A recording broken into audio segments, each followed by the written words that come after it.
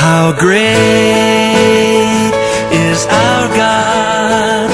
Sing with me, how great is our God, and all will see. 오늘 저는 부족하나마 저의 간증을 통해서 함께 은혜를 나누기를 원합니다. 간증의 순서를 저는 먼저 제 학교 사역을 간단하게 소개하고, 그리고 94년도 제가 하나님을 인격적으로 만나기 전에 저의 성장 과정과 삶에 대해서 말씀을 드리고 싶습니다. 그리고 세 번째로는 94년 하나님을 인격적으로 만난 사건을 말씀드리고 싶습니다. 그 다음에 거듭난 후에 변화된 삶을 제가 간증하겠습니다.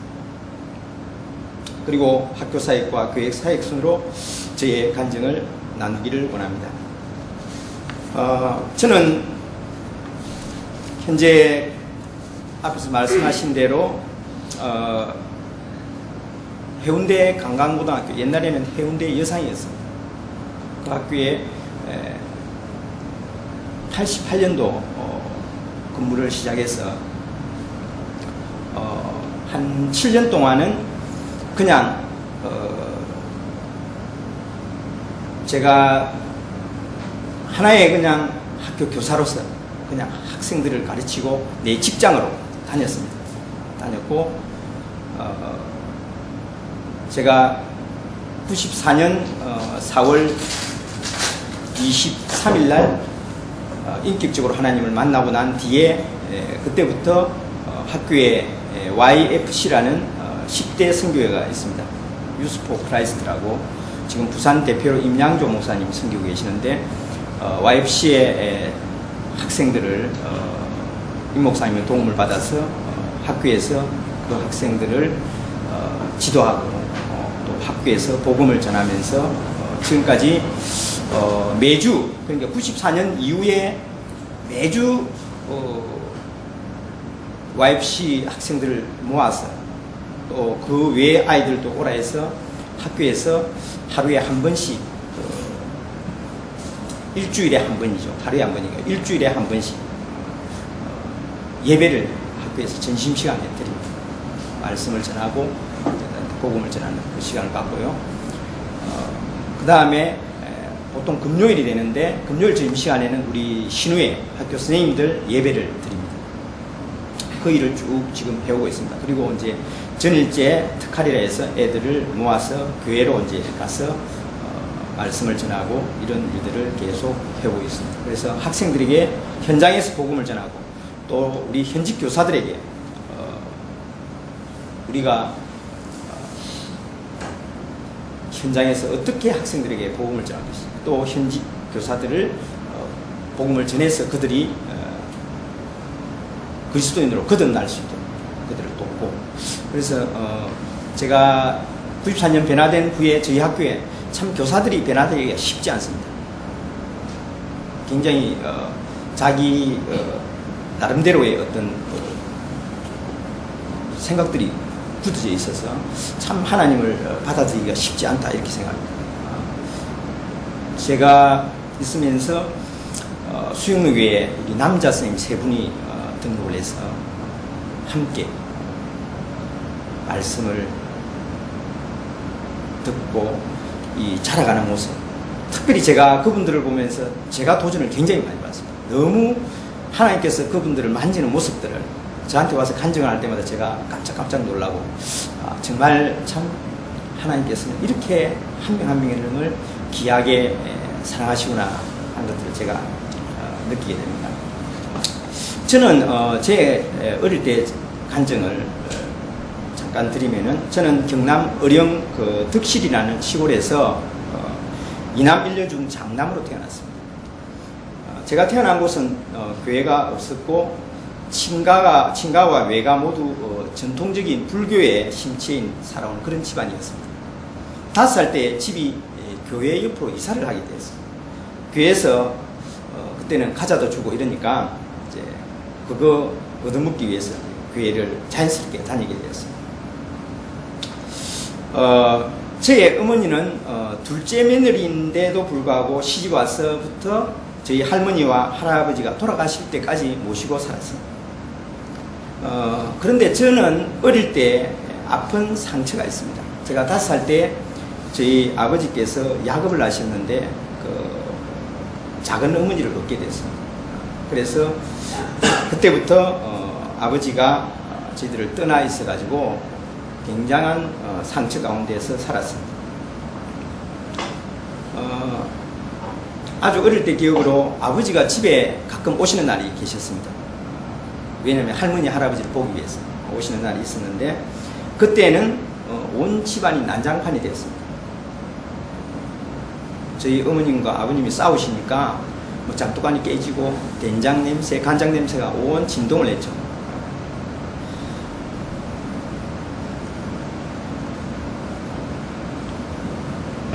한 번은 저희 아버님이 오셔서 어머님과 심하게 다투시고 싸우셨는데 그 일로 인해서 그때 저희 어머님이 임신을 하고 있어가지고 저희 위에 누님 있고 제가 있고 제 밑에 남동생이 있었습니다. 남동생이 있었는데 그 남동생 밑에 또 남동생이 태어나야 되는데 이제 아버님하고 심하게 다투면서 아마 어머님이 말씀해 배를 걷어 차인 것 같아요. 그래서 그 아이가 태어났는데 태어난 지 보름 만에 남자아이가 태어났는데 태어난 지 보름 만에 그 아이가 죽었습니다. 죽어가지고 그 아이를 이렇게 아이의 이불로 싸서 그 할아버지가 어린애들은 애장을 해주지 않습니까? 데리고 가는 그 뒷모습. 그때 저희 어머님이 이름을 부르면서 그 밭을 가로질러서 쓰러지면서 넘어지면서 울면서 가는 모습을 참 제가 봤기 때문에 지금도 한 번씩 이 어둠이 살칠 때는 저한테 그게 상처로 저에게 우울한 감정으로 이렇게 되살아나기도 하는 것이죠. 그래서 저는 참 어릴 때부터 교회를 이렇게 다녔지만은 아버지에 대한 상처가 많다 보니까 교회 가면은 우리가 하나님 아버지라고 부르지 않습니까? 그런데 이 아버지라는 단어가 너무 저한테는 괴로운 거예요. 그래서 제가 어떤 기도를 많이 했냐면 하나님, 왜 하나님을 하필이면 아버지라고 합니까? 하나님 아버지라고 부릅니까? 차라리 하나님이 삼촌이라고 부르면 제가 좋을 텐데요. 그런 기도를 참 많이 했어요. 하나님 아버지 싫다는 거죠. 왜 하필이면 아버지냐는 거죠. 그게 제 상처였던 것 같습니다. 저희 어머님은 아이가 죽고 시어머니 시아버지 모셔야 되죠. 그 고통 가운데서 결국은 그 가슴 아리를 하다가 저희 외가댁이 부산이었습니다. 그래서 저희들을 버리고 부산에 와버렸습니다. 저희 어머님이 부산에 가신 후에 할머니들과 저희 남매들 형제가 있으면서 참 그때가 참 많이 우울했던 시절이었던 것 같아요. 제가 그래도 하나님께서는 저희 어머님을 사랑하셨던 것 같아요. 그때까지는 저희 어머님 교회를 안 나가신 분이니까 저희 집안에 예수 믿는 사람이 없었으니까 제가 제일 먼저 교회를 나갔거든요. 그런데 하나님은 사랑하셔서 그 어머니가 돌아오실 분이 아닌데 하나님은 저희 품으로 다시 돌려 보내주신다는 거죠. 저를 사랑하셔서 하나님께서 돌려 보내주신 것 같아요. 그냥 돌아오신 게 아니고 어떤 사건을 통해서 돌아오신 거예요. 저희 어머님은 부산에 오셔가지고 저희 외갓집이 대연동 목골시장 그 위에 거기 있었는데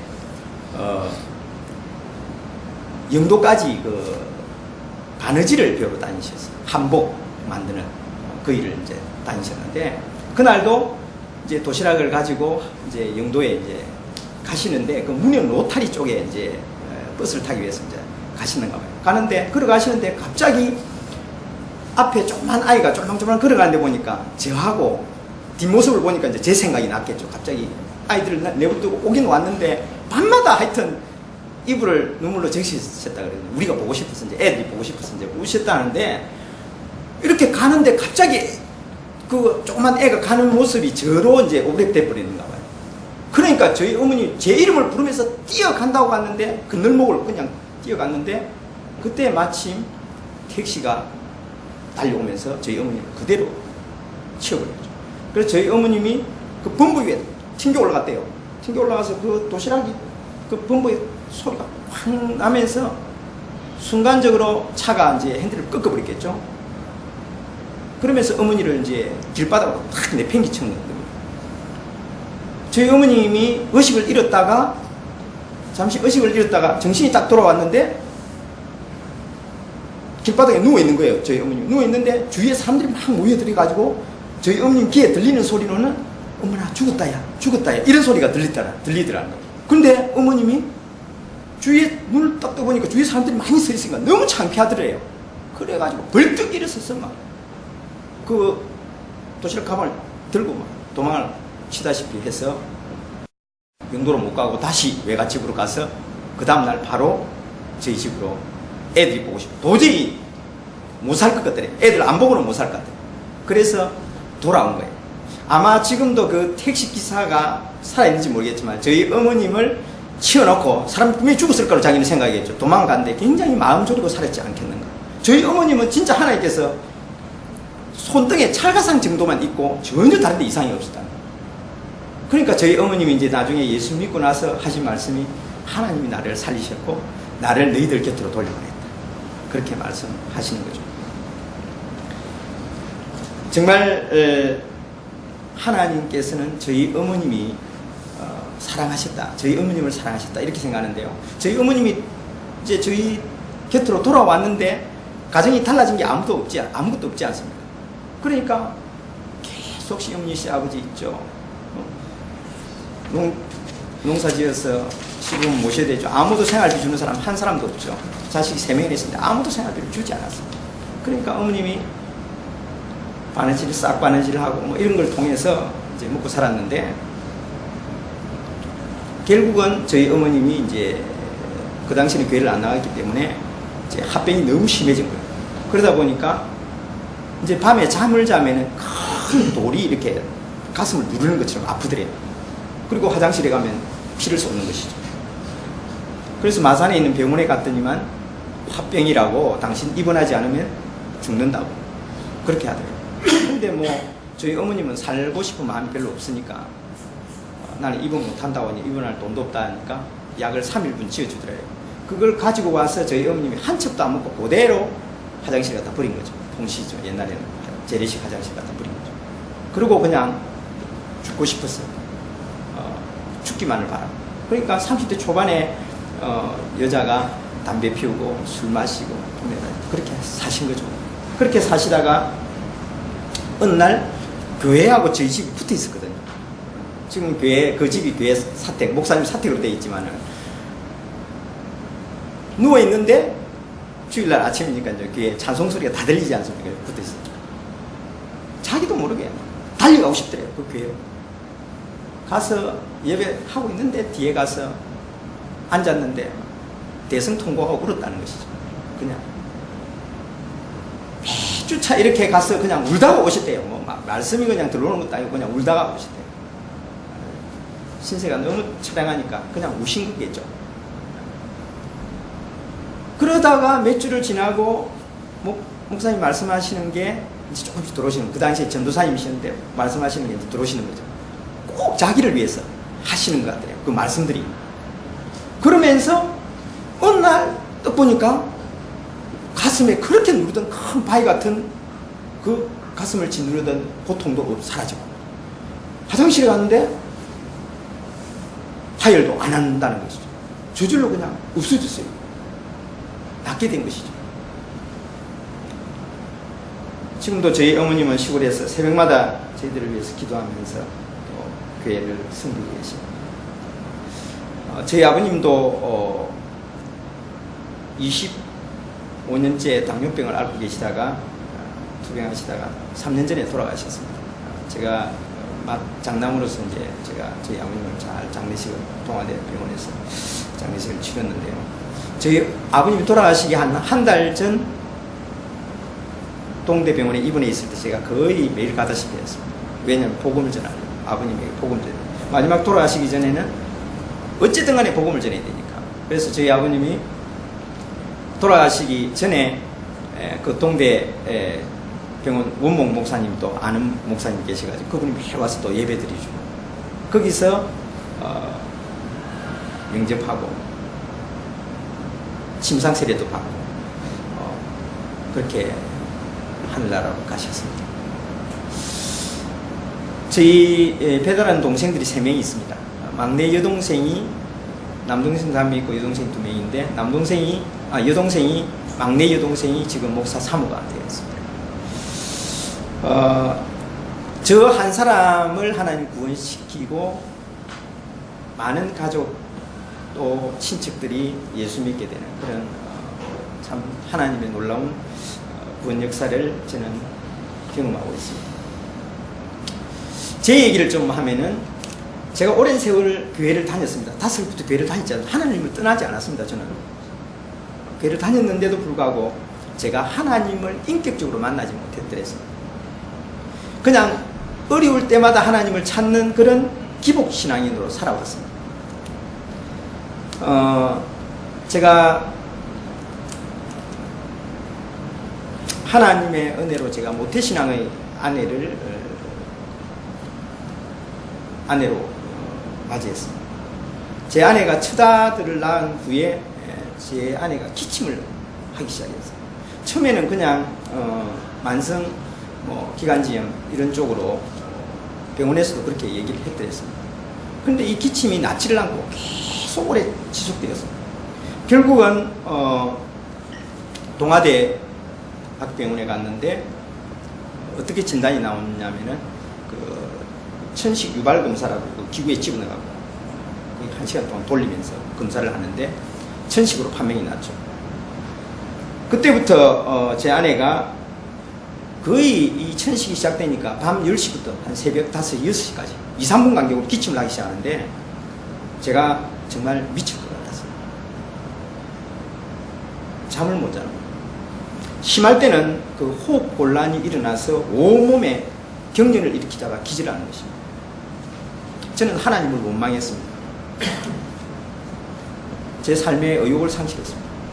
제가 하고 싶은 일이 별로 없었습니다. 그러다 보니까 저는 학교에 가서 학생들에도 함부로 대하고, 그죠? 욕도 하고, 발로 차고, 때리고, 제 감정대로 학생들에게 화풀이도 하고, 정말 하나님 보시기에 너무나 어처구니 없는 신앙인으로 살아간 거죠. 맹세기 교회 집사라면서 그렇게 그냥 사는 것입니다. 그냥 학교에 가면 학교에 가서 제 감정대로 성질을 내고 싶은 대로 다 하고, 집에 오면 또 과음 지르고, 아내에게 그 아픈 아내를 윽박 지르고, 그렇게 살아왔어요. 매사가 제가 불평불만이었습니다. 제가 하나님께 매달려 기도하기보다는 사람을 원망했습니다. 아내를 불평하고 갖은 악담으로 고통 가운데 있는 아내에게 마음의 상처를 주었습니다. 이러다 보니 아내 역시 심한 우울증과 불면증을 겪고 저 역시 우울증이 찾아오기 시작했어요. 제가 더 이상 이렇게 살 밖에 죽는 것이 낫겠다, 이런 마음이 들었습니다. 그래서 제가 저도 죽고 싶었습니다. 한 번은 새벽에 일어났는데 제 아내가 눈에 안 보이는 것입니다. 그런데 보니까 제 아내가 17층 아파트 베란다에 몸이 걸쳐져가지고 반이 빠져나가 있는 겁니다. 이렇게 하고 걸쳐져 있는 것이죠.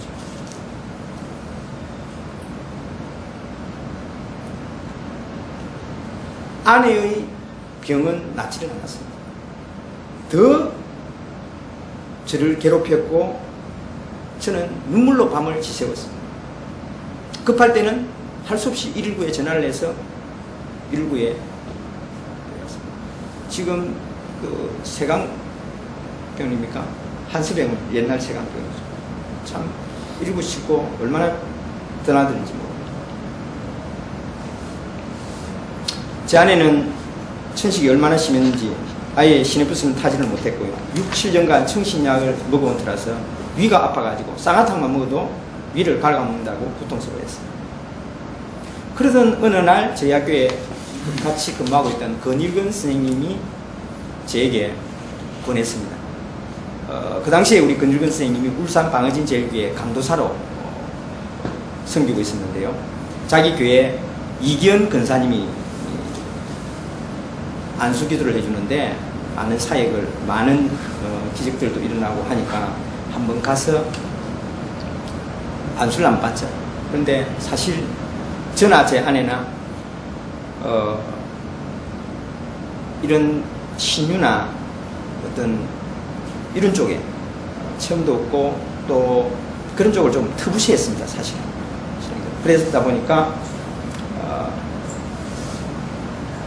몇 번 얘기하는데 거절을 했죠.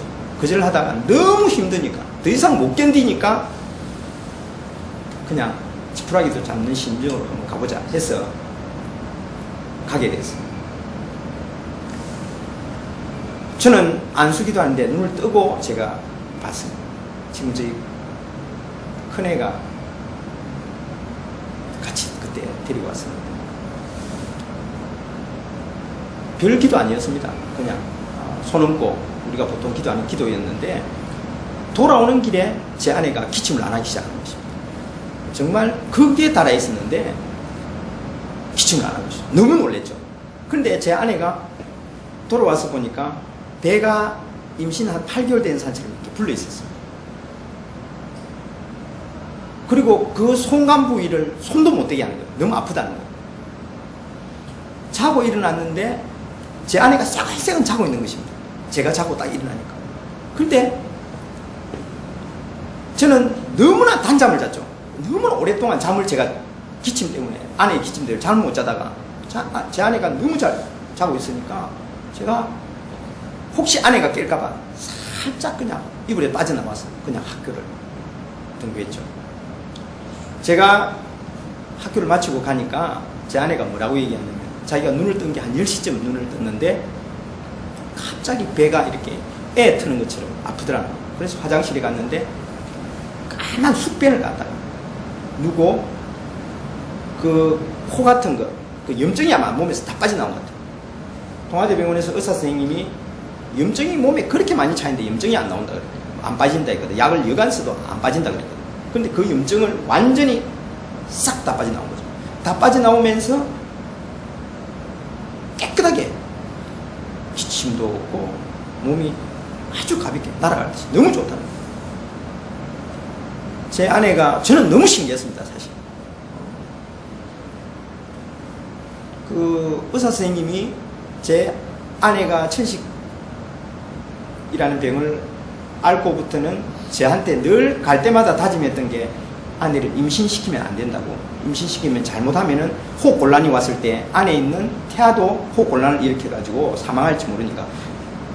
그러니까 산모와 아이가 같이 자칫 잘못하면 죽을 수 있기 때문에 위험하니까 절대로 임신을 시키면 안 된다고 그렇게 저한테 늘 주의를 주거든요.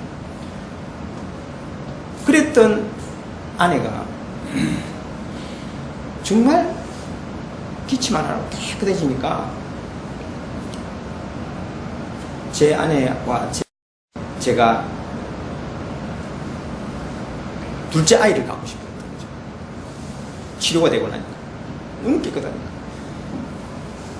2년간을 정말 감기 한 번 안 들었어요. 제 아내가 거의 감기를 달고 살았고 천식으로 거의 기침을 그냥 제가 그렇게 고통을 당했는데 기침 한 번 안 하고 2년 동안 깨끗하게 그 2년 안에 94년 4월 24일부터 시작해서 96년까지 그 약 한 2년까지 제 아내가 운전면허증도 땄고요. 둘째 아이도 가져가지고 나왔습니다.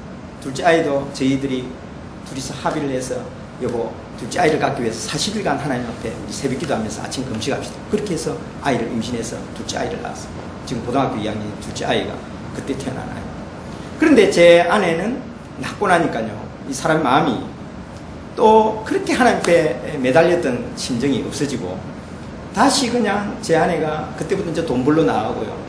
눈높이라는 그 회사에 들어가서 애들 가르치는 거 있죠. 그거 나가서 아침 8시부터 나가가지고 밤 12시 넘어서 들어오고 막 이런 일들도 하고요. 또 아파트도 새 아파트를 들어갔었어요. 그러니까 그 아파트 정근 그런 것들이 있지 않겠습니까? 시멘트 같은 거. 96년 딱 중반기에 되니까요. 옛날처럼 원위치 돼버렸어요. 그 천식 증세. 다시 돌아왔어요. 그래가지고 제 아내가 또 천식을 앓기 시작해요. 그런데 제 아내는 그 천식으로 인해서 그 뒤에 계속 또 약을 또 계속 먹음으로 인해서 결국은 이제 지금은 제 아내가 이 다리가 고관절이라고 그게 거의 그 천식약에 의해서 이제 스테로이드 성분이 그 뼈를 썩게 만든대요. 그 사람에 따라 체질에 따라 다르긴 한데 그래가지고 제 아내는 지금 고관절 괴사가 와가지고 지금 오른쪽 왼쪽 두 발 다 수술을 해가지고 지금 이제 지체 장애인이 되어 있죠. 다리를 다 절단하고 인공관절로 다 바꾸는 거죠. 저는 제 아내가 옛날에 천식할 때보다도 96년 이후에 제 아내가 다시 천식으로 돌아갔지만은 제가 하나님을 제 아내만 그렇게 낫게 해주는 어떤 것들을 저한테 보여주신 게 아니고 하나님은 저를 만지기 시작해요. 그러니까 결혼하고 저를 하나님께서 다루기 시작하셨다는 것이죠. 저를 만지기 위해서 한 해를 아마 아내가 힘든 세월을 보내지 않느냐 저는 그런 생각을 하는 것입니다. 제가 어떤 체험을 하게 됐냐면요. 제 아내가 울산 방아진 제일교회 이경 권사님의 안수를 받고 돌아왔는데요. 아내가 기침을 안 하니까요. 제가 날아갈 것 같지 않습니까? 얼마나 좋습니까? 그냥 입에서 그냥 찬송이 그냥 흥얼거리지는 거예요. 하나님이 너무 좋은 거예요, 그냥. 그러니까 막 길에 다니면서도 찬양하고 학교에 가서도 막 흥얼거리고 말씀 암송하고 싶고 막 이럴 거예요. 그런 가운데 제가 내가 이렇게 하나님 나를 사랑해 주는데 내가 새벽 기도를 안 가서 되겠는가? 집사인데도 새벽 기도를 아예 안 다니거든요. 저는 아무리 목사님이 새벽 기도 안 온다고 막 얘기하던지도 저는 눈도 깜짝 안 했었거든요. 그런데 새벽 기도 가고 싶고 주일이 기다리는 거예요. 그래서 제가 주일날 새벽에 그 주에 주일날 새벽에 이제 제가 하나님 앞에 나가겠다 다짐을 하고 사실은 새벽에 새벽 기도를 가고 싶으면 시기를 맞추면 되지 않습니까? 알람 시기를 맞추면 되는데 그런 생각도 못하고 제가 자기 전에 꿇어앉아가지고 하나님 내일 아침에 저를 깨워주시면 제가 새벽 기도를 가고 안 깨워주면 저는 땡입니다. 이런 기도를 제가 하면서 잠을 잔 거예요.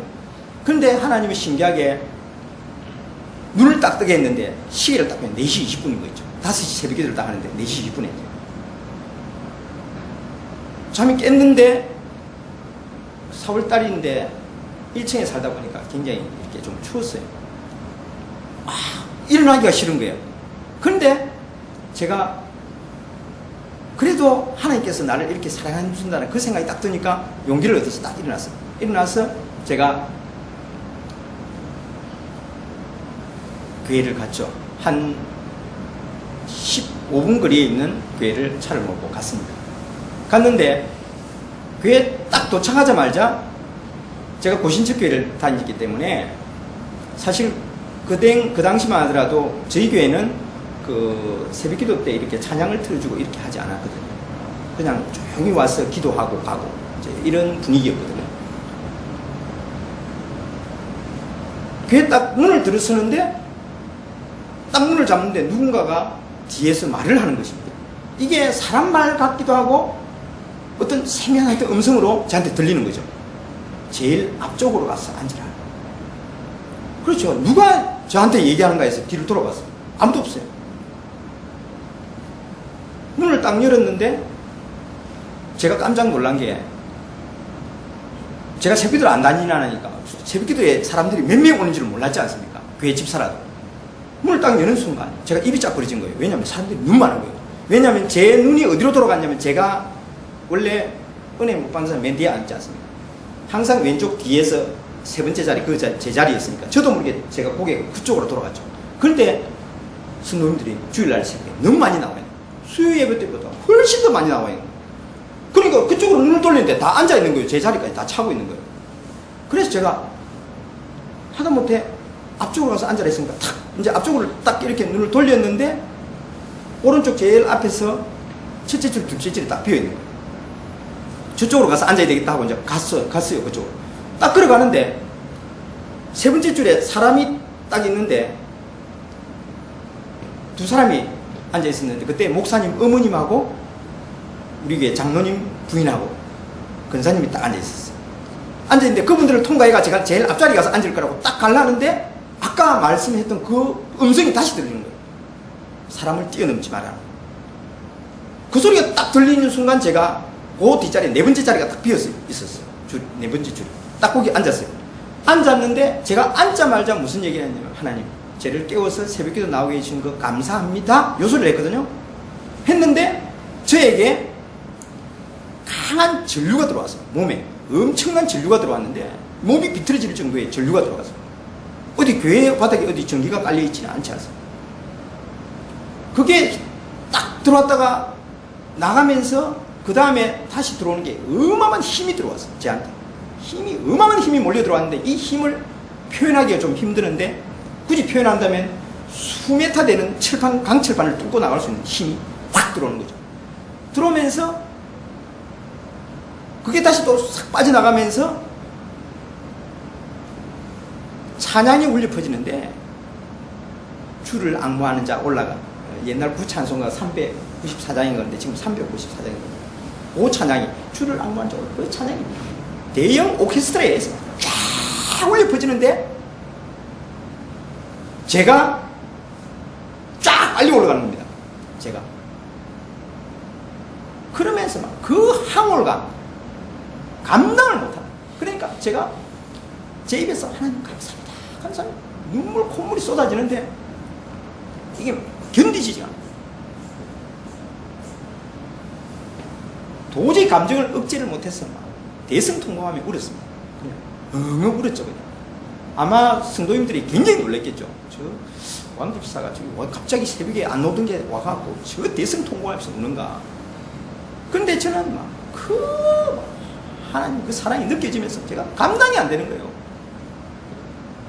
종을 목사님이 이제 새벽기도 시작한다고 종을 땡땡 치는데 제가 눈을 못 뜨게 했어요. 찬송가를 2절 3절 부르는데도 제가 눈을 못 떴었어요. 눈물 콧물이 막 흥건하게 이렇게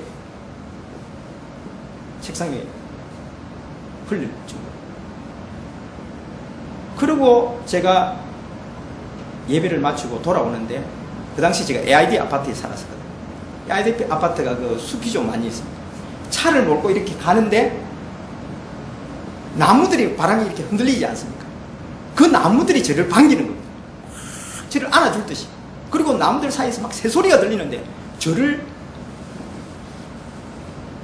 위해서 노래를 불러주는 것 같아요. 찬양하는 것 같아요. 제가 막 그 새들과 얘기하고 싶을 정도. 그들이 저를 반기고 완전히 세상이 바뀌어버렸어요. 그래서 제가 그날 있었던 일들을 다 기록했습니다. 아내에게 이제 얘기해 줄 거예요. 그때부터 제가 그날로부터 일주일 동안을 제가 울고 다녔거든요, 학교를. 아예 울고 그냥 눈물이 나는 거예요. 그냥 하나님 생각만 하면 눈물이 나는 거예요. 그냥 너무 좋았어. 그냥. 새벽에 이제 계속 가는 거지 않습니까? 은혜를 받았으니까. 3일째 되는 날 눈을 딱 떴는데 제 입에서 계속 반복해서 입에서 무슨 말이 나오냐면요. 이제 새벽기도 가려고 눈만 뜬 겁니다. 사실은 알람을 맞췄는데 알람 전에 저를 하나 깨우는 거예요. 그냥 알람 울리기 전에. 제가 눈을 딱 떠보면 아직 몇 분 남았어요. 제법 남았어요. 시간이 10분 이렇게 남아있어요. 딱 눈을 뜨긴 떴는데 제 입에서 계속 반복돼서 나오는 말이 뭐냐면 에스겔 2장 4절, 에스겔 2장 4절. 그 말을 계속 반복하는 거예요. 근데 저는 에스겔 2장 4절이 뭔지 잘 모릅니다. 에스겔서를 제대로 읽어보지도 않았어요. 그래서 제가 그 시대에 나가서 성경을 딱 펼쳤습니다. 에스겔 2장 4절을 딱 찾아서 딱 펼쳤는데 무슨 글자가 들어오냐면요. 이 자손은 얼굴이 뻔뻔하고 마음이 강팍한 자니라. 그 글자가 딱 눈에 돋보기로 완전히 갖다 댄 거죠. 큰 글자로 쫙 빨리 들어오는 거예요. 이 자손은 얼굴이 뻔뻔하고 마음이 강팍한 자니라. 내가 너를 그들에게 보내노니 너는 가서 그들에게 주 여호와의 말씀이 이러하시다 하라. 이 말씀이었어요. 근데 이 자손은 얼굴이 뻔뻔하고 마음이 강팍한 자니라. 이 자손이 누군지를 모르겠는 거예요. 그래 가만히 생각하니까 우리 학교에 있는 권일근 선생님 보고 이 말씀을 갖다 주라는 것 같다. 저는 그렇게 생각하고 이제 새벽기도 갔다 와서 이제 이 말씀을 이제 적어가지고 제가 학교에 먼저 갔어요. 빨리 가. 우리 그 권일근 선생님 학교에 이제 등교하면은 줄 거라고 이제 딱 교문에서 지키고 있는 거예요. 차를 몰고 딱 오시더라고요. 그때 우리 근일근 선생님 뭐 했냐면요. 봉고차에다 맨 뒤에다가 주 예수를 믿으라.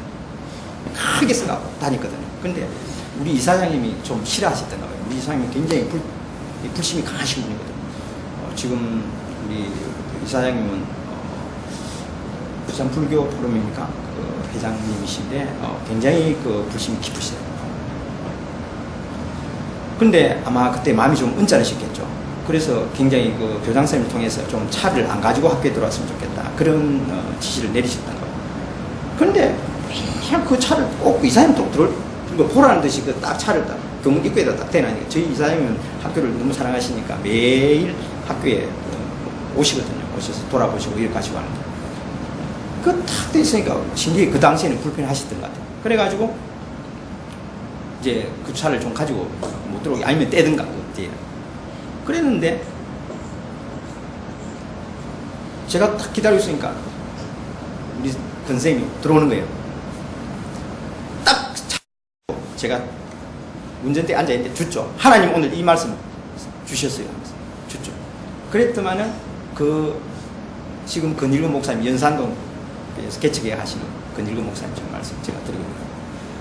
근데 자기한테 주신 말씀이 맞대요. 자기가 이제 그 당시에 한 4일 전에 교장실에 이제 교장선생님이 호출해서 들어갔더니만 더 이상은 이제 교실에 들어가서 애들한테 복음을 전하지 말라. 예수 얘기를 하면은 당신은 수업도 안 집어넣을 것이고 더 이상 하면은 이제 내가 담임도 자른다.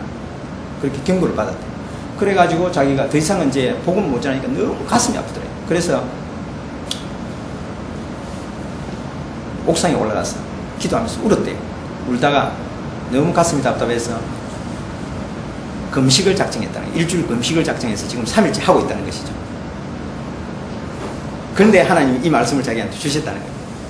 그래서 막 금식하고 있다니까 저는 한 끼를 못 굶는 사람인데도 목사님 얼마 동안 금식할 거예요? 물으니까 3일 남았다는 거예요. 그럼 같이 합시다. 그래 저하고 같이 금식하면서 검정산 산기도를 이제 쫓아다니는 겁니다. 금식하면서 산기도를 쫓아다니는데 그때부터 이제 같이 이렇게 그분이 YFC를 아이들을 지도하고 이렇게 하시는데 제가 같이 그 옆에 도우면서 이제 섬기고 하나님께서는 그 지금 근일근 목사님을 통해서 학생들의 복음을 전하게 하시고 또 저를 변화시키고 저는 금식하면서 하나님께 물어봤어요. 분명히 내한테 하나님 말씀을 주시면서 근일근 선생님한테도 이 말씀을 주셨다고 하는데 나한테도 뭔가 하실 말씀이 있는 것 같더라고요. 그래서 제가 계속 기도를 했죠. 하나님 이 자손이 누굽니까? 그랬더만은 어느 날 학교에 딱 있는데 제가 하나님께 다시 물었어요. 하나님 이 자손이 누굽니까? 내한테 말씀하셨던 그 이 자손은 얼굴이 뻔뻔하고 마음이 강팍하다는데 이 자손이 누굽니까? 했을 때 제 마음 가운데 강하게 그때는 음성이 들리는 건 아니었고 강하게 탁 와닿는 게 뭐였냐면 이 학교에 있는 모든 교사들과 학생들이 바로 이 자손들이에요. 그 말씀을 하셨어요. 그래서 제가 학교를 계속 돌면서 기도를 했는데 그때부터 하나님 알겠습니다. 이 선생님들과 학생들을 제가 복음을 전하는 자로 제가 섬기겠습니다. 이렇게 제가 다짐을 하나님께 올려드렸죠. 그 뒤부터 지금까지 계속 이제는 이제 선생님들을 제가 잘 섬기려고 노력하고 또 학생들을 잘 또 대하고 제가 완전 바뀌어버린 거죠. 제가 딱 바뀌니까 어떤 일이 딱 일어나냐면요.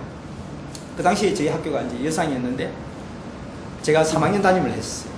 하는데 저희 반에가 가출을 해가지고 보름 동안 학교를 안 왔어요. 옛날 같았으면 제가 상처 때문에 어릴 때 그 상처 때문에 정말 학생들을 함부로 때리기도 하고 그냥 말도 너무 막 이렇게 욕설 해가면서 그치겠는데 보름 동안 가출했던 애가 학교로 보름 만에 온 겁니다. 그 애를 딱 보는 순간 제가 막 가슴이 두근두근 할 정도로 꼭 연인 만나는 것처럼 너무 좋은 거예요. 그래서 그 애를 데리고 쉼터로 데려가서 앉혀놓고 매점에 가서 빵하고 우유를 사가왔어요. 와서 탁 내밀면서 제가 딱 내밀자마자 애가 얼마나 굶었는지 며칠을 굶었는지 빵하고 우유를 내밀었는데 빵을 그냥 바로 뜯더만 입에 막 넣기 시작하는 거예요. 한 개를 다 집어넣는 거예요. 그래서 제가 너무 가여워서 어깨를 두드리면서 니 우유 먹어가면서 먹으라. 엉치면 안 되니까. 그러면서 제가 뭐라 했냐, 니 밥은 제대로 먹었나? 잠은 제대로 잤나? 그랬거든요. 그런데 애가 집에 넣다가 그 말을 딱 듣는 순간 애가 울컥 하면서 우는 거예요. 이야, 학생이 문제가 아니고 교사인 내가 문제였더라고. 네. 내가 변화되니까 애는 자동으로 변화되는 거예요.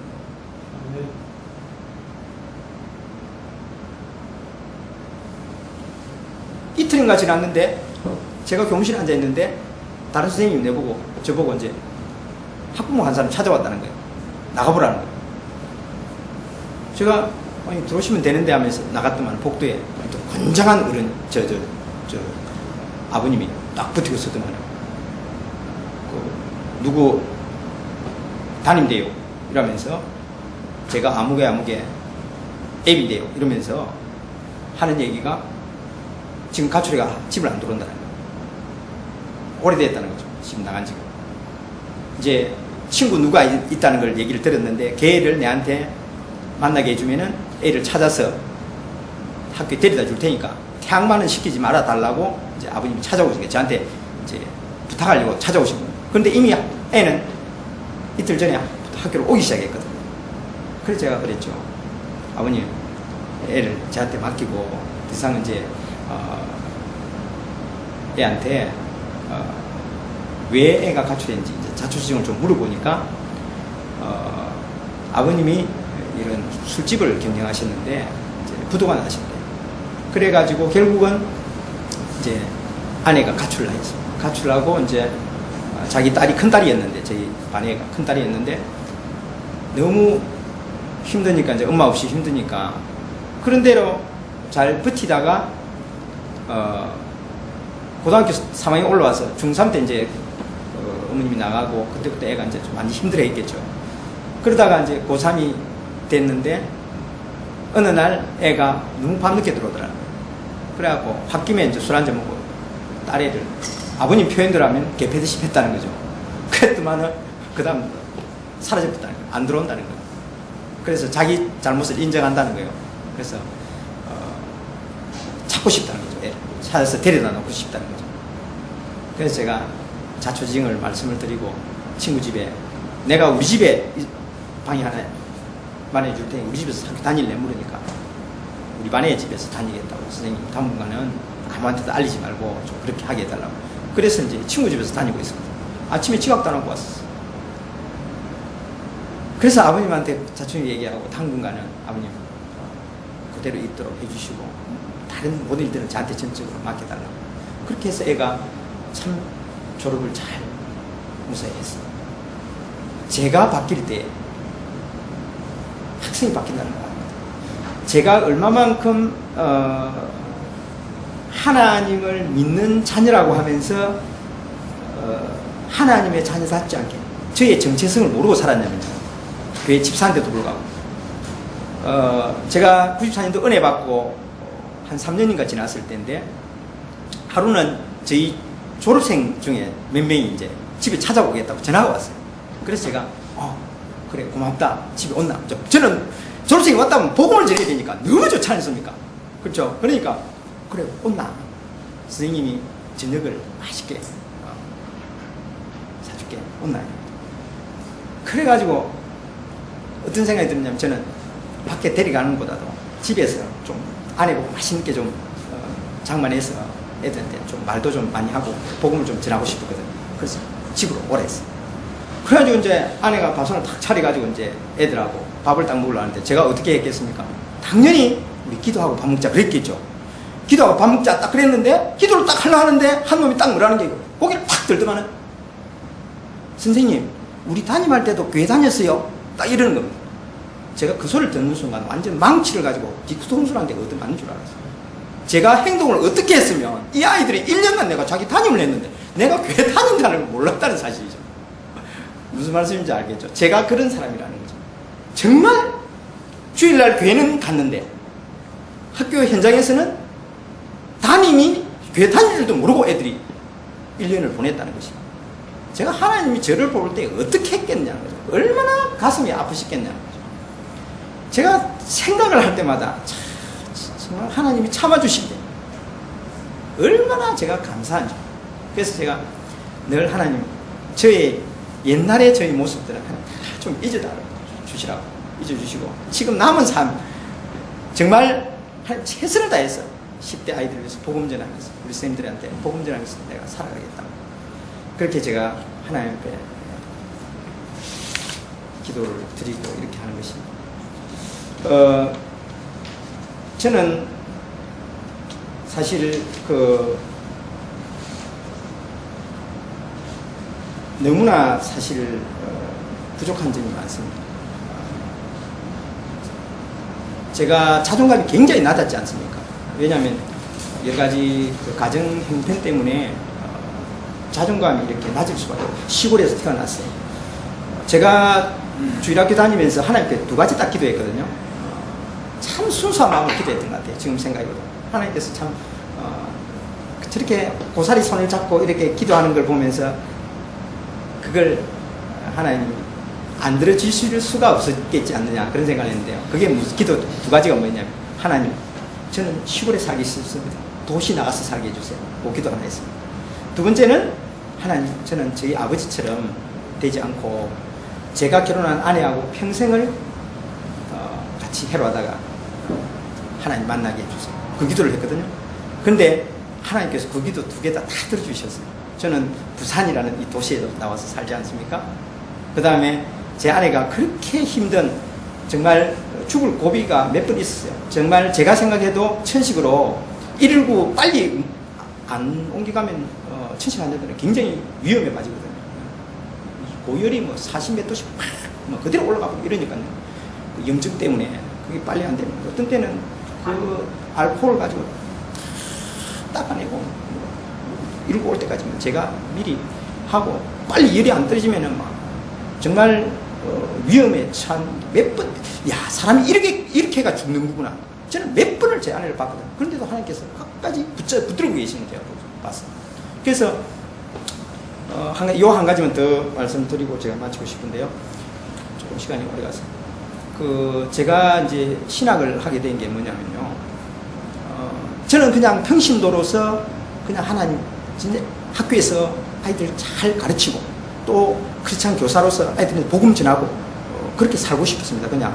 그리고 평신도로서 또 잘 되면 교회에서 안수집사로 또 임직받았으니까 이제 장로로까지 하나님께서 세워주시면 장로로 섬기다가 하나님 가겠다, 이런 마음이었거든요. 그런데 94년도 제가 에스겔 2장 4절 말씀을 주셨다 했지 않습니까? 그 뒤부터 저한테 하나님께서 밀어붙이기 시작하는데, 하여튼 저를 보고 사역의 길로 신학을 하기를 원하는 거예요. 계속 마음을 주는 게 뭐예요. 하여튼 어떤 때는 네미야 말씀 가지고요, 한 보름간을 막 하나님께서 새벽기도 가도 그렇고, 뭐 주일날 가도 그렇고, 뭐 큐티 말씀해도 그렇고, 저를 막 밀어붙이지 않는데, 와, 감당이 안 되는 거예요. 그래서 제가 하루는 딱 용기를 다해서, 하나님, 알겠습니다. 제 아내하고 상의해서 하도록 하겠습니다. 그래서 제가 학교에 이제 사표 낼 생각하고, 제 아내한테 그랬죠. 여보, 제가 하나님께서 이렇게 말씀으로 주시는데, 제가 학교 사임하고, 이제 천안에 있는 고신대 신대원을 내가 가야 될 것 같아요. 그러니까 내가 1년간 공부를 좀 해서 준비해서 신대원 내년에 시험 쓰겠습니다. 이랬더만, 저는 제 아내가 굉장히 좋아할 줄 알았거든요. 왜냐하면 제 아내는 모태신앙인이니까 좋아할 줄 알았어요. 대신교회 출신이거든요, 제 아내가. 그것도 고신이고 저도 고신인데, 고신에 자라기 때문에 분위기가 거의 비슷하지 않습니까? 굉장히 좋아할 줄 알았는데 갑자기 화를 버럭내면서 뭐라는 게 아니고 이혼을 하든가 신학을 하든가 둘 중에 하나를 택하라는 거예요. 와, 저는 완전 정반대였었어요. 너무 좋아할 줄 알았는데 그렇게 말하니까. 그런데 알고 보니까, 얘기를 들어보니까 그럴 수밖에 없었어요. 제 아내가 계속 신학생들이나 전도사님들이 프로포즈를 계속 하고, 하여튼 근데 제 아내가 사모가 되기 싫어가지고 교사인 저를 택했다는 거예요, 말하자면. 하여튼 신학생 아니고 전도사 아니면 무조건 하겠다 해가지고 선 들어온 사람이 저라는 거예요. 그 다음에 그래서 저를 만난 거예요. 그러니까 제가 갑자기 분명히 교사가 목사는 안 될 걸로 생각했는데 갑자기 목사한다니까 막 그냥 그게 화가 났던가 봐요. 그러니까 막 말이 그렇게 막 험하게 나오는 거예요.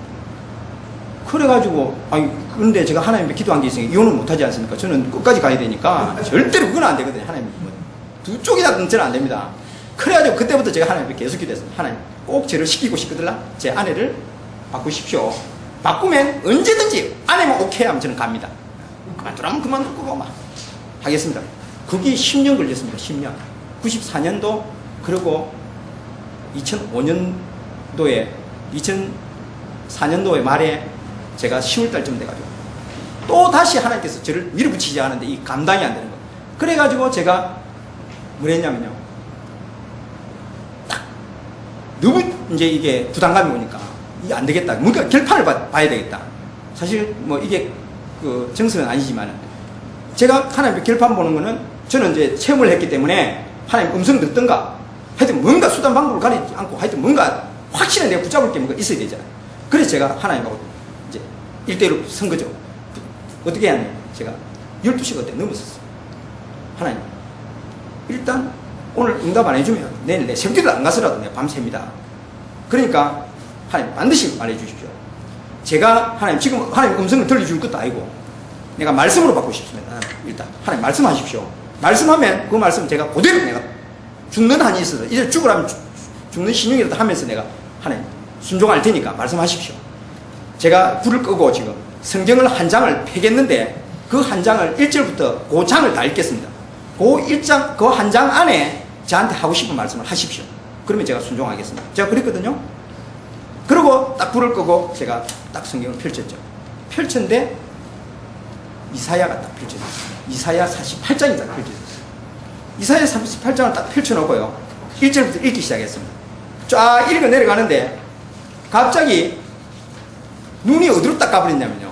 한 4절까지 읽었는데 갑자기 눈이 10절로 딱 가면서 보라라는 글자가 눈에 확 들어와 버렸어요. 보라. 보라. 내가 너를 연단하였으나 은처럼 하지 아니하고 고난의 풀무에서 너를 택하였노라. 내가 나를 위하여 이를 이룰 것이라. 어찌 내 이름을 욕되게 하리요 내 영광을 다른 자에게 주지 아니하리라. 성구를 딱 그 성경 구절을 읽었는데 감당이 안 돼요. 그냥 바로 그냥 팍 터지는데 눈물이 쏟아지면서 막 대성통곡이 나오는 거예요. 근데 지금 12시 넘어가지고 제 아이들하고 아내가 자고 있는데 그 밤중에 그 대성통감이 울 수 없지 않습니까? 입을 틀어막았는데도 뭐가 터져 나오는 거예요. 그거 또 하나님의 사랑이, 첫사랑이 또 느껴지는 거예요. 그냥 감당이 안 되는 거예요.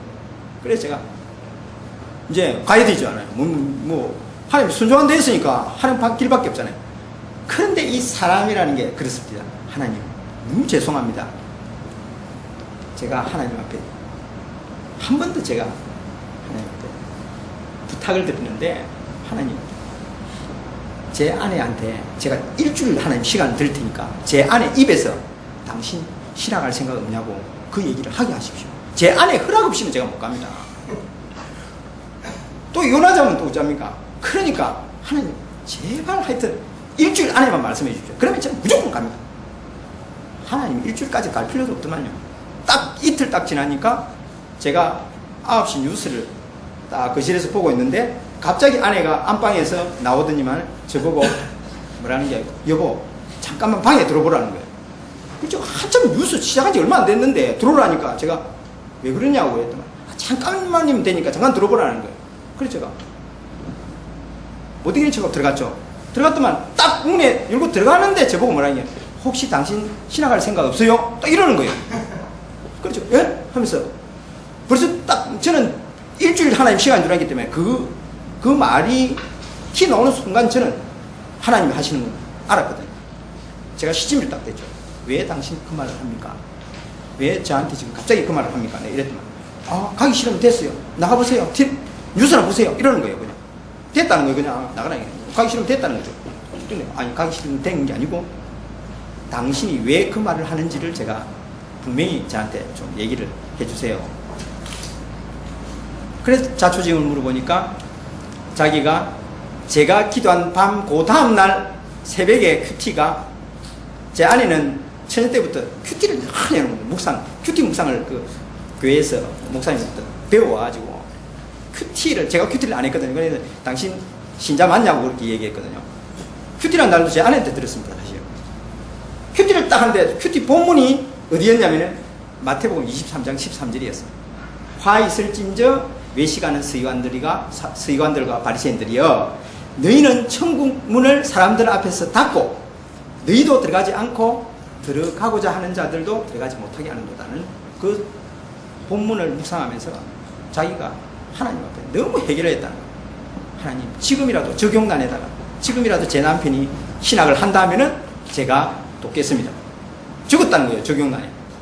그러고 차마 말을 꺼내야 되는데 그래도 하기 싫어갖고 이틀을 버틴 거예요, 완전. 그래가지고 그날 저녁에 저한테 이제 얘기하는 거죠. 그래서 제가 얘기를 다 했죠. 이미 하나님께서 당신이 내가 그 전날 하나님 기도해서 이 말씀을 이사야 48장 10절을 받았고 당신에게 이 말씀을 주셨다. 그러니까 제가 가겠습니다. 그리고 제가 이제 준비를 다 했죠. 신학교 모든 시험 면접 다 끝나고 이제 그 다음에 이제 3월 입학만 할 건데 등록만 하면 되는 거예요. 근데 제가 가기 싫은 거예요. 등록금만 내면 가는데 제가 가기 싫은 거예요. 하나님, 한 3년만 좀 뒤로 밀어주면 안 됩니까? 이게 사람의 마음이 있더라니까요. 그래서 제가 하나님께, 왜냐면요, 집이 워낙 아내가 아파갖고요, 돈 나올 데 없으니까 빚내갖고 아내 병원비하고 이러다 보니까요, 정말 20년 가까이 이제 학교 생활 해오는데 제대로 집 한 칸 없이 이러니까, 하나님, 제 아내가 이제 좀 몸이 조금 회복돼갖고 애들 글쓰기 교실 이제 학원을 차려갖고 했었거든요. 2년째 하고 있는데 하나님께서 돈을 막 애들 부어주시는데 100명씩 몰려오는 거예요. 신도시, 자동 신도시에서 하는데 너무 잘 되는 거예요. 애들 몰아주기 시작하는데 돈 욕심이 제가 좀 생긴 거예요. 하나님, 한 2년만 좀 빚도 좀 갚고 그러고 내가 갈 테니까 좀 봐달라고 하는 거예요. 하나님이 얕잡는 분이세요. 제가 학교 마치고 와서 애들 학원 애들 태워다 주고 이렇게 좀 도와줬는데, 그날따라 제 아내가 비가 오는데 저보고 그냥 집에 마지막 마치고 애들 태워다 주고 집에 들어가라는 거예요. 제가 대구 2차 아파트 딱 사는데 애들 마지막 태워주고 딱 돌아오는데 갑자기 거기 그렇게 오래 살아도 10년 이상을 살아도 차가 막힌 적이 없었거든요. 아파트 들어가는 입구에서 안 가고 차가 딱 밀려 있는 거예요. 이상하다, 왜 차가 이렇게 밀려 있을까 생각했거든요. 그런데 한참 있으니까 뚫리는 거예요. 로터를 딱 돌아가려는데 어떤 여자가 길바닥에 들어누는 거예요. 비가 오는데. 저는 몰랐어요. 차 사고가 나서 이렇게 차가 밀렸구나, 그 생각만 했죠. 집 앞에 차를 댔어요. 딱 대는 순간 전화가 딱 벨이 울리는 거예요. 딱 봤는데 꺼졌어요. 딱 보니까 우리 집에서 전화가 온 전에 다시 딱 전화를 했더만은 애가 울면서 아빠, 엄마, 차 사고 났어. 딱 그 소리가 들리는 거예요. 그 순간 제가 머리가 돌아간 게, 그 길바닥에 들어있는 여자가 내 아내구나. 시동도 안 끄고 그냥 뛰었어요. 뛰어 내려가니까 좀 있으니까 앰뷸런스 오고 경찰차 오고 아내를 싣고 센텀병원으로 달려갔습니다. 119에서 달려갔는데 제 아내가, 저는 이제 다 깨졌다고 생각했죠. 고관절 개사해 난 거, 안에 세라믹 다 깨졌다고 생각했거든요. 제가 가기 전에 제가 제일 먼저 한 게 뭐냐면요, 길바닥에 딱 안에 누워있는데 시동도 안 끄고 뛰어가서 그 길바닥에 바로 그 비가 젖은 길바닥에 바로 꿇어앉았습니다. 꿇어앉아서 제가 뭐라고 하나님께 얘기했냐면, 하나님, 잘못했습니다. 살려주세요. 딱 저한테 뭐라고 이렇게 강하게 와닿냐면, 이래도 안 오겠느냐, 이래도 네가 안 올 거냐, 딱 그런 거예요. 목숨 내가 지고 있다는 거예요. 딱 마음을 딱 주시더라고요. 이래도 안 올 거냐고 딱 그러시더라고요. 그래서 제가, 하나님 살려주세요, 제가 가겠습니다. 그래서 병원에 딱 싣고 왔는데 다 찍어봤는데 상한 데 하나도 없었어요. 없고 단 발에 감각이 없는 거예요. 3시까지 없었습니다. 계속 기도했습니다. 기도하고 그 차 사고를 냈던 렉스토론이라는 차가 영도에 사시는 그 어떤 사장님인데 우리 아파트에 같이 사는 사람이, 자기는 여태까지 한 번도 차 사고 낸 적이 없는데 그날따라 제 아내가 눈에 안 보였다. 그냥 쳐버렸대요. 밤밖에 올라갔다가 튕겨버렸어요. 사람이 튕겼는데 자기도 정말 왜 그랬는지 모르겠다는 거예요. 정말 순간적으로 일이 일어나가지고. 그런데 그분이 제 아내한테 그 좀 위로금조를 이렇게 이제 그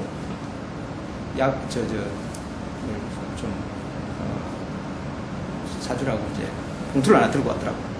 제가 안에 눕히나 놨고 그 봉투 들고 제가 등록금 갖다 냈다는 거예요.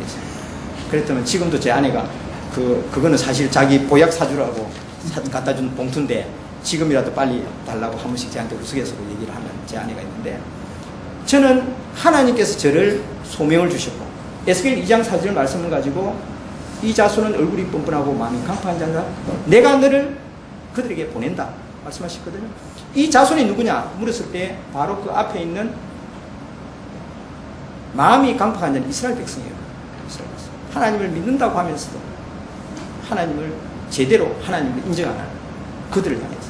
그래서 제가 이 학교에 하나님이 택한 자녀들, 교사들을 위해서 내가 하나님 나를 부르시구나. 그리고 이사야 48장 10절 말씀을 통해서 다시 저를 내가 너를 연단했다. 내가 정금같이 너를 들어 쓰고 싶다는 거죠. 깨끗한 그릇으로 준비만 되면 그거는 은그릇이든 금그릇이든 상관없다는 거죠. 나무 그릇이나 질그릇이라도 아무리 그 그릇에 재료에 있는 것이 아니고 깨끗하기만 하면 내가 쓰겠다는 것이죠. 그래서 제가 하나님께 알겠습니다. 감사합니다. 그래서 저는 남은 삶이 제가 이 10대 아이들, 제가 많은 상처들이 있어서 상처 있는 아이들이 제가 다가가면요 동병상련이 일어나서 그 아이들이 다가옵니다. 저는. 그래서 학교에서 지금 하는 사역이 바로 그 아이들을 불러다가 그런 아이들을 불러다가 선생님들이 문제 있다 하는 애들은 찍어가지고 그냥 니 한번 와봐라.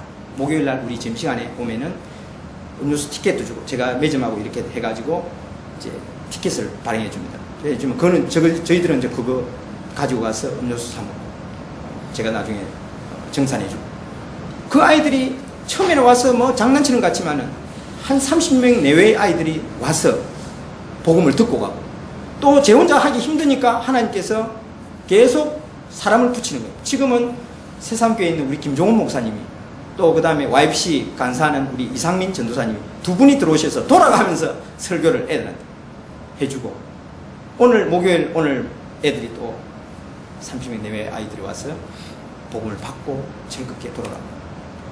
내일 금요일 날은 또 우리 신우회 선생님들이 모여서 7명의 선생님들이 모여서 함께 예배를 드리고 이 예배 장소가 너무 부족하니까 한 1.5평, 2평 되는 반 지하실에서 곰팡이 냄새 맡아가면서 그렇게 했거든요. 애들 앉을 자리가 없어서 서서 막 팍팍 이렇게 했거든요. 그런데 하나님께서 저를 이번에 공주 사범대에 미술 복수 전공으로 저를 보내가지고 거기서 미술을 공부하게 해서 지금 2급 전교사 자격증을 받아가지고 교사 자격증을 받아가지고 다시 제가 내년부터는 이제 애들한테 미술을 애들이 가르치고 또 이 미술실을 제 마음대로 또 제가 미술 교사니까 제가 지금 이미 미술실을 접수를 받아서 작년에 우리 미술쌤이 퇴임을 가셔가지고 학교에 이제 가원교사가 2명이 생겨가지고 더 이상 채용을 못하는 입장이 돼가지고 이번에 이제 교육부에서 그런 과목 전환을 시킬 수 있는 그런 하나의 프로젝트가 있어가지고 제가 하나님 앞에서 하나님 저를 보내신다고 생각하거든요. 저는 차출시켜서 다시 그걸 통해서 미술실에서 아이들을 모여서 에어컨도 틀어주고 교실 한 칸 반 크기니까 얼마나 좋습니까? 거기에서 복음도 전하고 그 또 상처받은 아이들을 만나고 걔들이 즐거워하고 거기 와서 저 집 먹고 바로 와서 같이 대화도 나누고 하나님 안에서 이렇게 애들이 변화되어가는 모습들을 보면서 저는 이게 제 사명이고 또 제가 직장에서 하나님 앞에 쓰임받는 길이다. 그래서 우리 같이 있는 우리 신우회 스님들하고 같이 힘을 합쳐서 일을 지금 잘 감당해 가고 있습니다. 그래서 특별히 오늘 이렇게 일터사역에서 애쓰시는 우리 목사님 또 장로님 또 우리가 이번 10월 25일 일터사역 축제를 할 것인데 정말 한 분 한 분들이 각 자기 직장에서 정말 내가 나의 정체성을 회복하고 나아간다면은 그 한 사람을 통해서 그 직장은 바뀌어버리는 거예요. 제가 있기 때문에 저희 직장에는 우리 YFC 임양주 대표 목사님이 미션스쿨 들어가는 것보다 더 편안하게 들락날락 하시는 거예요. 대신에 또 우리 이사장님도 알고 계시면서 제가 목사 되었을 때 불러가지고 인삼차를 대접하면서 정말 참 귀한 일을 했다고 칭찬해 주시고, 또 저도 우리 이사장님한테 또 이렇게 1시간 정도 제가 간증을 하고, 이사장님 제가 이렇게 힘들었지만 하나님 은혜로 제가 이렇게 살아남았습니다. 참 이렇게 저는 참 감사하게 생각합니다. 그때 우리 이사장님이 얼마나 참 같이 이렇게 동조하시면서 제가 아이들을 만나고 하는 거 아시면서 다 묵인해 주시고 넘어가고, 지금 학교에는 저희 또 교장선생님이 장로님이세요. 장로님이시고 전임 교장선생님도 장로님. 그래서 분위기가 그렇게 힘들지 않게끔 하나님께서 모든 사람들을 만지고 환경을 변화시키고, 저를 또 필요하면 저를 또 전공도 바꾸고, 이런 일들을 제가 하는 일이 아니고 하나님께서 하나하나 세세하게 간섭하시는 것이죠. 그래서 저는 정말 얼마나 감사한지, 한 분 한 분이 직장에서 쓰임받는다는, 이게 우리가 남아있는 삶 통해서 얼마나 하나님께 감사할 일인가 생각하면서 오늘 부족 하나마 이렇게 제가 제 간증을 드렸습니다. 감사합니다.